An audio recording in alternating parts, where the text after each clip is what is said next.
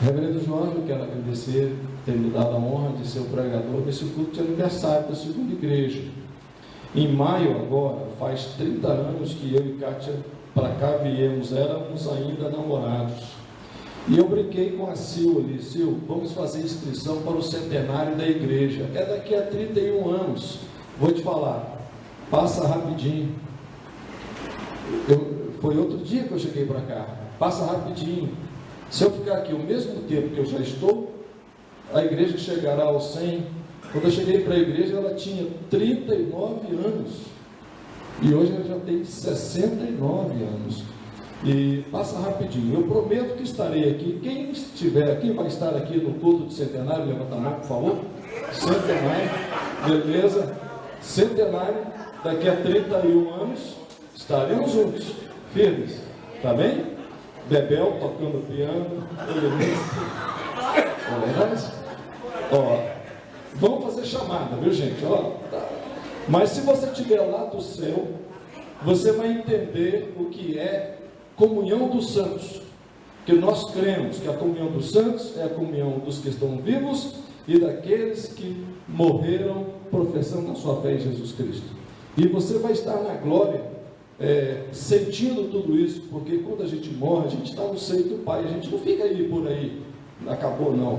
Você fica, de certa forma, muito bem ali no seio do Pai e sentindo essa alegria, não é isso? Então, meus irmãos e irmãs, vamos falar sobre a igreja que causa alvoroço. Eu sempre digo que o pregador, ele escolhe a versão bíblica que é mais favorável para a sua argumentação. Então, há versões e versões. Por isso, hoje, uma versão mais favorável à pregação é a Nova Versão Internacional. E eu convido vocês a abrirem suas Bíblias em Atos 17, 1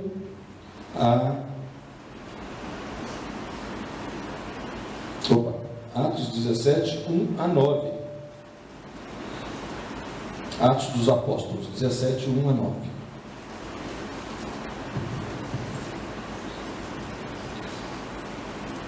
Tendo passado por Anfípolis e Apolônia, chegaram a Tessalônica, onde havia uma sinagoga judaica.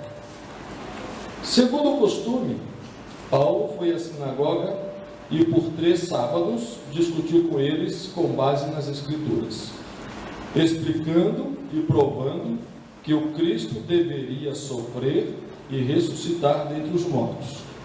E dizia: este Jesus que lhes proclamo é o Cristo. Alguns dos judeus foram persuadidos e se uniram a Paulo e Silas, bem como muitos gregos tementes a Deus, e não poucas mulheres de alta posição. Mas os judeus ficaram com inveja. Reuniram alguns homens perversos dentre os desocupados, e com a multidão iniciaram um tumulto na cidade. Invadiram a casa de Jason em busca de Paulo e Silas, a fim de trazê-los para o meio da multidão.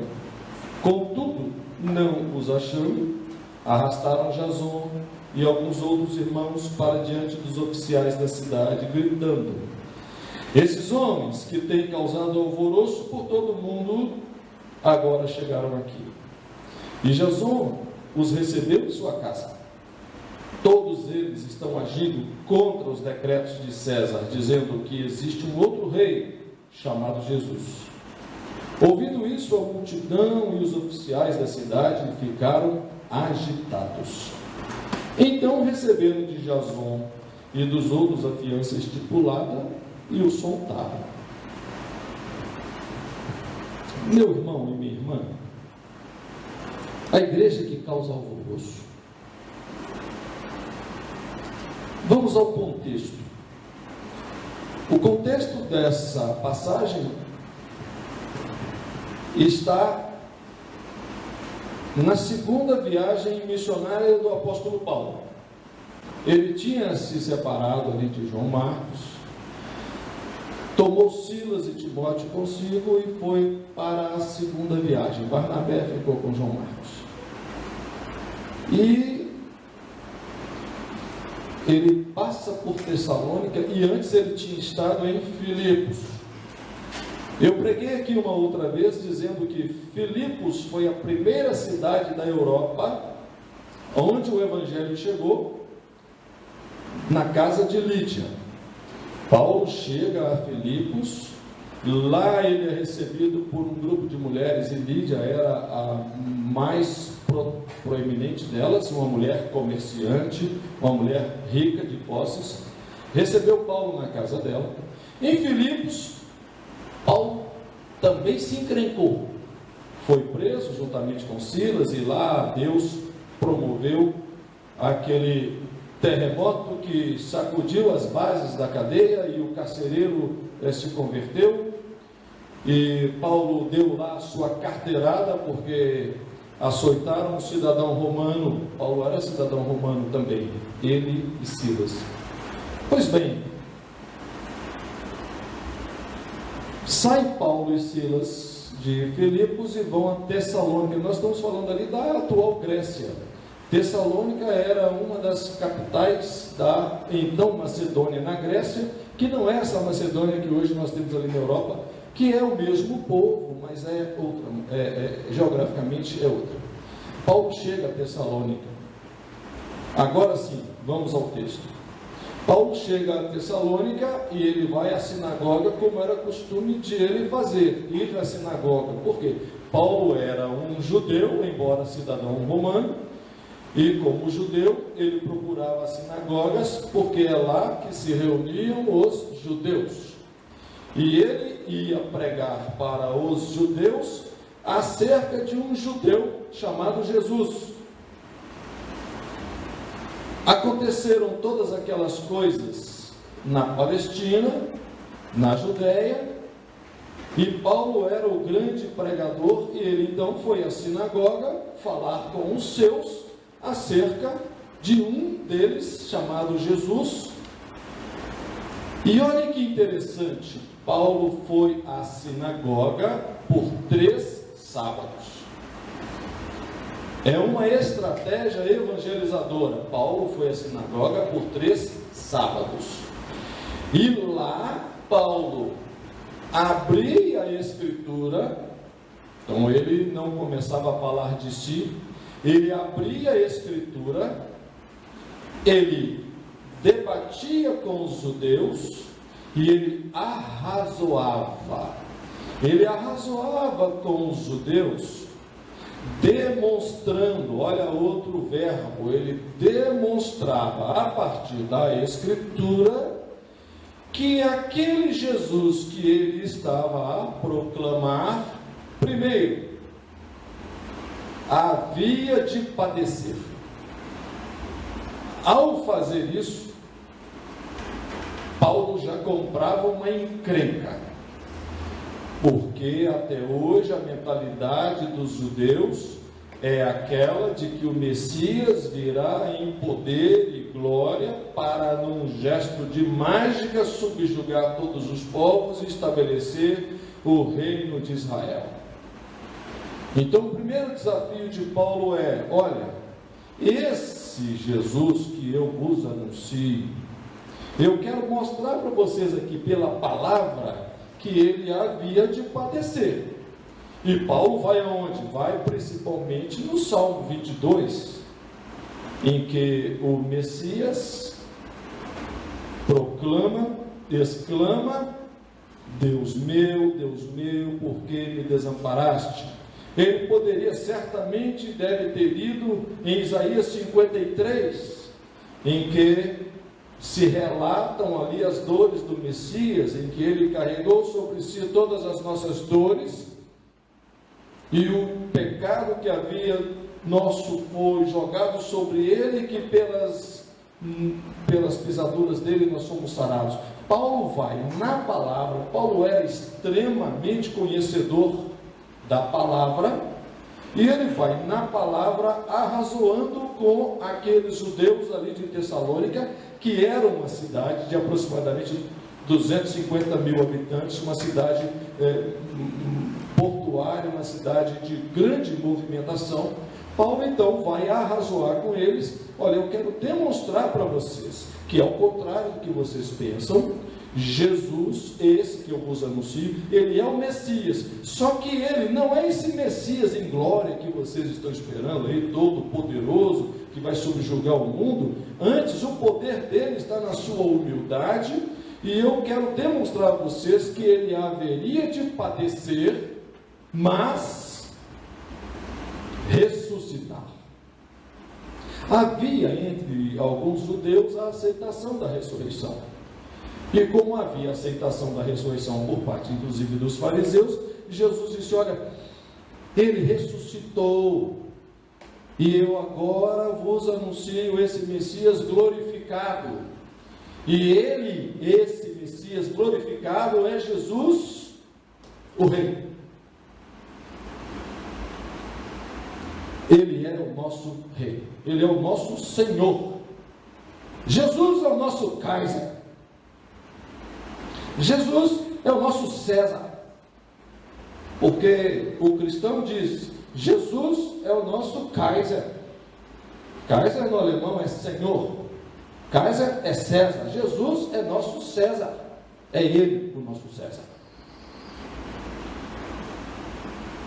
Diz o texto, e você leu comigo, que alguns judeus, alguns gregos, outras pessoas e mulheres de alta posição social, mulheres ricas, esposas de homens poderosos, elas creram essas mulheres de alta posição, creram alguns judeus que ouviram a palavra, convenceram-se dos argumentos de Paulo, que não foram argumentos frágeis nem rápidos. 3 sábados abrindo, demonstrando, como nós fazemos aqui na escola dominical. Muitos ouvindo, prestando atenção, consultando. Se você continuar a ler esse texto, vai ver que ele chegou em Bereia, e os judeus de Bereia, à medida que Paulo falava, eles abriram a Bíblia e iam checar se o que Paulo estava falando era verdade. Logo no texto que segue aí do 10 em diante. Pois bem, alguns dos judeus creram e aderiram a Paulo e Silas, ou seja, fundou-se a igreja de Tessalônica. Alguns gregos creram também, estamos juntos. Alguns outros que não eram nem judeus nem gregos também creram. E mulheres de alta posição. Mas, outro mas, entre os judeus que não creram, surgiram aqueles que, insatisfeitos, tomados de inveja.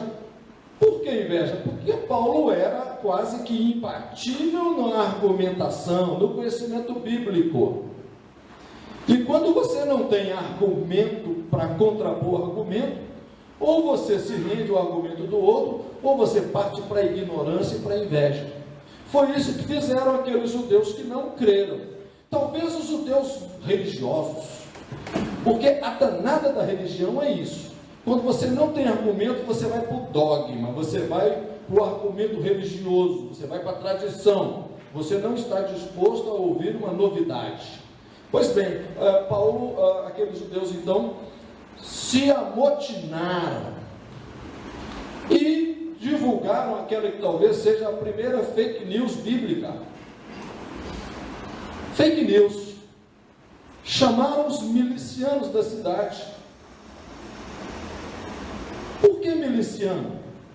Porque quem faz justiça pelas próprias mãos é miliciano. Seja ou não policial aposentado, é um miliciano, é um justiceiro. Chamaram os milicianos da cidade, espalharam as fake news, ou seja, as notícias falsas, falaram mentira para aqueles homens desocupados que estavam na praça, contrataram aqueles homens desocupados, diz o texto, contrataram homens desocupados para criar tumulto na cidade de Tessalônica, com a fake news, dizendo que aqueles que lá chegaram causaram alvoroço na cidade. Esse César, muito provavelmente era Nero, contrariando os decretos de César, em que dizia-se que Jesus era Senhor.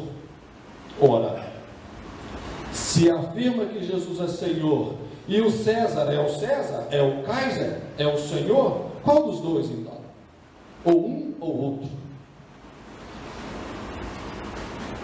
O César, já naquela época, havia o César, o imperador romano, ele não era uma divindade, ele era uma pessoa que tinha atributos divinos e, depois de sua morte, o Senado se reunia e avaliava se aquele imperador foi um imperador bom, justo, ao ponto de ser elevado à condição de divindade. Foi por isso que Otaviano, o César Augusto, foi elevado à posição de autoridade. O César Augusto foi aquele que reinava quando Jesus nasceu. Então, César Augusto foi o primeiro que foi elevado à condição de divindade. Um humano elevado à condição de divino. Então, aquele César, provavelmente Nero, ele era um ser visto com atributos divinos e só poderia depois ser tornado divino após a sua morte, desde que ele fosse aprovado pelo Senado. Aí se decretava que era um imperador, ele era um Deus. Pois bem, interessante que os judeus que espalharam essa fake news, eles se contradisseram. Por quê?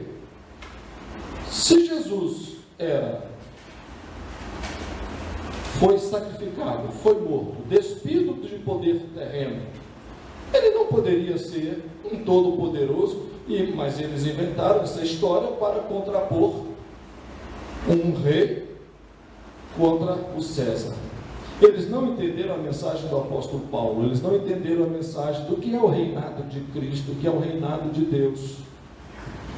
E ali então invadiram a casa de Jason para fazer justiça com as próprias mãos, porque eles não recorreram às autoridades estabelecidas. Eles invadiram a casa de Jason.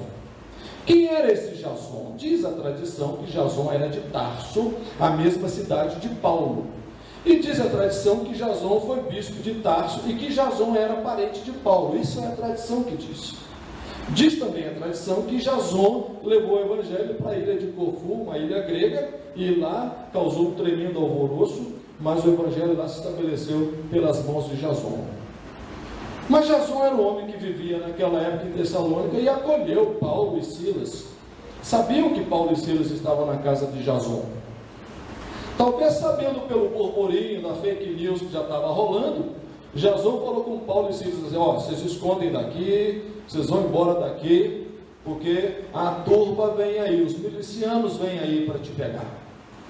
Chegaram, invadiram a casa de Jason, sem mandado de busca e apreensão, sem nada, arrastaram Jason para a rua, porque eles queriam arrastar Paulo e Silas para a rua, para o meio da turba, para o meio da multidão, sabem para quê?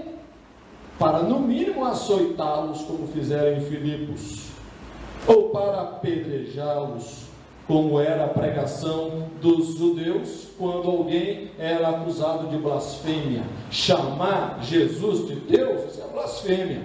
Vamos apedrejar esses camaradas. Pois bem, Paulo, Silas, não diz aqui o texto, deveriam estar escondidos, certamente Jason os escondeu, e invadiram a casa de Jason. Queriam arrastar Paulo e Silas para o meio da praça, para fazer um julgamento, um linchamento público. Não era um julgamento diante das autoridades, era um linchamento público. Os judeus descontentes queriam fazer justiça com as próprias mãos contra Paulo e Silas, porque estava anunciando que aquele tal Jesus era o Messias que havia ressuscitado. Pois bem, aqueles homens arrastaram Jason. Eles então arrazoaram entre si, um momento de lucidez, pensaram assim, vamos criar agora um problema institucional, vamos levá-lo aos magistrados da cidade. Vou levar levar Jason agora na frente do juiz da cidade, dos magistrados, do conselho de anciãos e dizer para eles assim: esse homem recebeu aqueles que têm causado alvoroço. E diz o texto que Jason disse: recebi sim. Cadê eles? Não sei. E aqueles juízes da cidade não viram nada que pudesse incriminar Jason. Afinal, não é crime receber uma pessoa na sua casa, pelo contrário, ser hospitaleiro é uma coisa boa. Jason pagou fiança, não cometeu nenhum crime, mas pagou a fiança e Jason foi liberado. Pela ação do Espírito, Paulo, Silas e Timóteo foram parar em Beré, e diz o texto que lá eles foram muito bem recebidos, graças a Deus. Agora vamos, irmãos e irmãs, ao que esse texto nos diz. O texto foi explicado. Onde a igreja anuncia o evangelho genuíno, tem que causar alvoroço. Uma igreja que não anuncia o evangelho verdadeiro, o evangelho que transforma, o evangelho que provoca mudanças, é uma igreja conformada com esse mundo. Uma igreja que não se contrapõe contra toda forma de autoridade perversa, mundana, que produz todo tipo de injustiça. Ela não é uma igreja proclamadora. O que nós vemos na atualidade é que uma igreja que no passado, onde ela chegava, ela causava alvoroço, porque ela estremecia as bases daquela sociedade, as bases daquele poder, e ela chegou ao ponto de questionar e dizer: César, você não é, o nosso César é Jesus Cristo. Porque a proposta de reino de Jesus Cristo é um reino de paz, de justiça e de gozo do Espírito Santo. Não é um reino em que há discriminação de qualquer forma que seja. Não é um reino em que muitos vivem à margem da miséria, à margem da própria sobrevivência, e poucos vivem uma vida extremamente regalada. A proposta de reino de Jesus Cristo é completamente contrária ao que temos aí. E o que nós vemos hoje aí, seja no Brasil, seja em demais países, é uma igreja tremendamente conformada com a injustiça. É uma igreja que muitas vezes se alia a governantes em busca de um poder passageiro, um poder que é posse de rádio, de televisão, é o direito às vezes de enganar as pessoas em seus cultos, prometendo curas e milagres que jamais acontecerão. Essa não é a igreja que causa alvoroço. A igreja que causa alvoroço, ela perturba, ela questiona, ela fala para o mundo: esse Jesus que eu anuncio é o Senhor, e Ele é o Senhor, que proclama, ao contrário do que nós temos, uma economia solidária, uma postura solidária com aquele que está passando por necessidades. Uma visão de sociedade completamente diferente dessa sociedade que nós construímos, em que nós destruímos o ambiente que Deus nos deu para nele vivermos e as gerações que virão também viverem. Nós fazemos parte dessa engrenagem, eu confesso. É muito difícil romper com essa engrenagem, mas a ação proclamadora da igreja deve ser uma ação questionadora. Aqueles homens causaram alvoroço, e esses que proclamam esse evangelho causam-nos alvoroço. Vejam que a acusação contra Paulo e Silas foi a mesma acusação de Pilatos contra Jesus. Mesma. És tu o rei dos judeus? Ora, se ele diz eu sou o rei dos judeus, eu estou dizendo, não é César o rei dos judeus. O que ele falou? Tu dizes, você que está falando. Mas sabe que eu tenho poder para te prender? Eu falei, sei. Você não teria esse poder se meu pai não tivesse te dado. Proclamar que Jesus é Senhor é causar alvoroço. Mesmo se você, se eu estivermos por demais acomodados a esse sistema opressor que nós ajudamos a construir. Mesmo que você esteja de acordo com esse sistema opressor, mesmo se você repete aí, dizendo por aí, que Bolsa Família é para sustentar vagabundo, e não é, mesmo se você pensa assim, é momento de buscar transformação, porque não é. O Evangelho de Jesus Cristo é promotor de vida, vida em todas as dimensões. Não é só vida eterna que nós temos certeza que vamos receber quando lá estivermos, mas o Evangelho proclamador de Jesus Cristo, ele promove vida em todas as dimensões. Deus quer que o povo que habita esse planeta seja feliz, e Deus quer que todos sejam salvos. Aqui um calvinista falando que Deus quer que todos sejam salvos. Deus não quer que ninguém se perca. E não é só na glória, na eternidade. Deus quer que sejamos felizes aqui, curtindo à beira de um rio não poluído, vivendo uma vida transformadora, porque é esse o Evangelho que Ele nos deu. É por isso que Jesus é Senhor. É por isso que Jesus se contrapõe a qualquer autoridade terrena, porque a proclamação do Evangelho, ela é de transformação. A proclamação do Evangelho, ela subverte todas as estruturas que nós construímos, estruturas muitas vezes produtoras e reprodutoras de morte, mas o Evangelho nos conclama a proclamar a vida.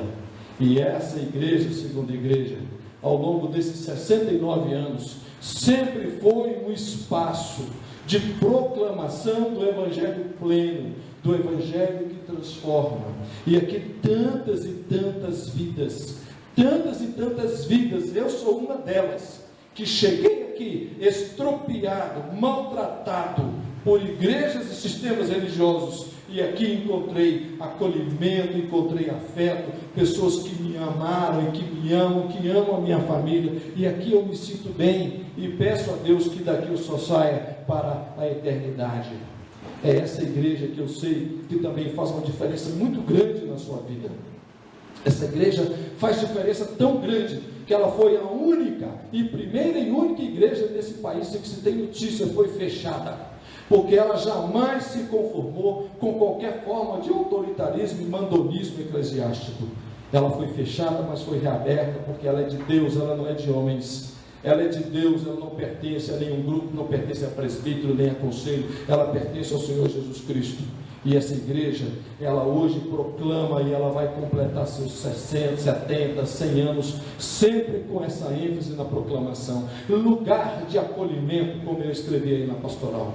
Segunda chance para quem acha que o Evangelho de Jesus Cristo foi totalmente tomado por pessoas que negam a Jesus Cristo.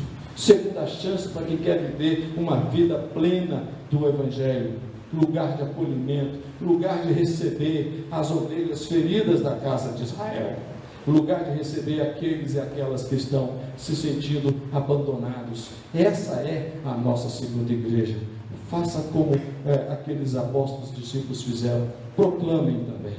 Essa igreja pode encher, não pela quantidade que eu quero vê-la, mas essa igreja tem proposta, tem conteúdo, tem culto, tem coral, tem grupo de música, tem pastores, tem junta diaconal, tem conselho, tem tudo, musicistas, tem tudo, membros que oram, que contribuem, tem tudo para ser uma igreja muito mais pujante do que já é, porque nós proclamamos aquele Evangelho que causa alvoroço.